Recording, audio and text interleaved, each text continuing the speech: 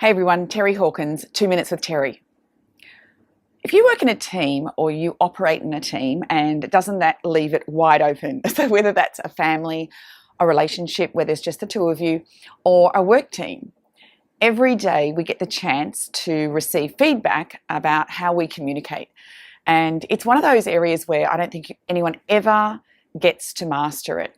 Communication is a living dynamic simply because you never know what the other person is going to say or how they're going to react or how you're going to react to them as well. So I think it takes a very vulnerable, courageous person to be able to sit there in a conscious awareness and be an observer in that dialogue.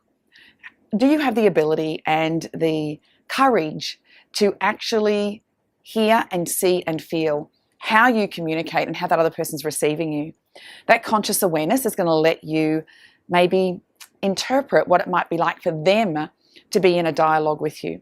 It's one thing to know what we want to get across, and it's another thing to make sure that that information or that message is received in the way that we want it to be received. If we're teaching someone, it's a very, very vulnerable place, learning, especially if it's something around our own, level of competence or whatever. And so if you can hold a person in a really safe place, because that's our number one priority, our unconscious mind needs us to know that we are safe. It looks for every opportunity to keep us safe.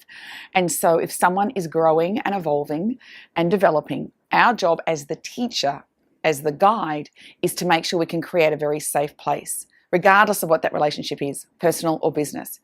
And if we're on the receiving end of that and the heat comes up and we feel a bit awkward, upset or whatever it is, hearing that information, just sit in it, just let it sting for a bit and see if you can remove the chemical reaction, remove the emotion and hear what is being said. Because if you can do that and rise above it, you'll probably learn some really powerful information.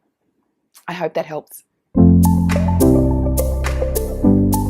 So what does she see that many of us miss, and how can we get the best out of ourselves, our employees, and even our loved ones?